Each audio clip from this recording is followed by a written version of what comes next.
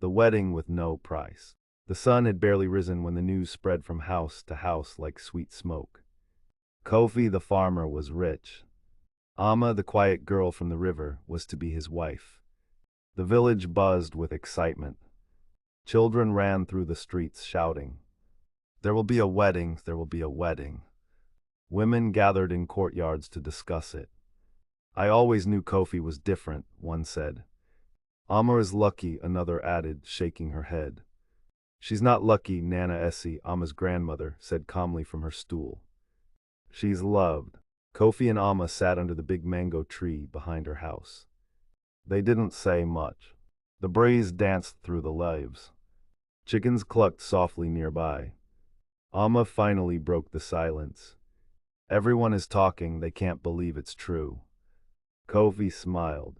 "Sometimes truth hides in plain sight." Amma looked at him. "But what if people say I only accepted you after I knew you were rich?" Kofi reached for her hand gently. "Let them say what they want, I know who you are. You treated me kindly when I was just a farmer with dusty feet. That's the only truth that matters." Amma nodded. "Then let's do this the right way." That evening, Kofi went to see Nana Essie. He knelt before her. "Mama," he said respectfully, "I wish to marry your granddaughter. But I want to do it your way.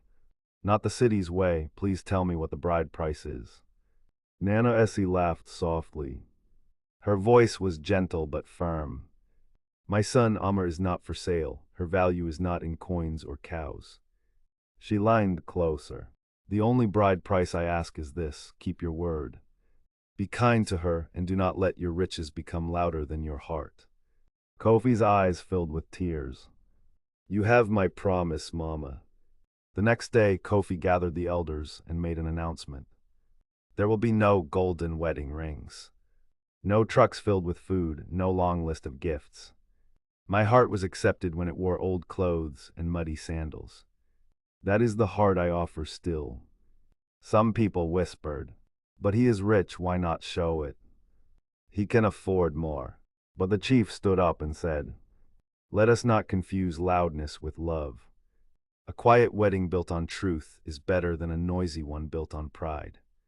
And with that, the village agreed. The wedding would be simple, beautiful, real. The day of the wedding arrived. It was held in the open field where the crops were planted each year, where Kofi had worked as a poor man, sweating under the sun. Now the same field would witness his joy.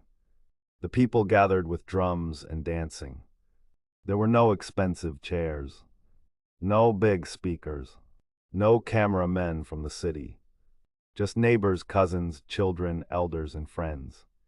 Amma wore a dress sewn by her own hands, a soft yellow fabric that made her look like morning light. Kofi wore a white cotton shirt and the same sandals he had always worn. He smiled, because nothing had changed except everything. When Amma walked toward him, holding her grandmother's hand, the whole village stood still. The birds stopped singing. The breeze paused. Even the goats went quiet. Kofi's eyes glistened with tears. He whispered, "You're beautiful." Amma whispered back, "You're real."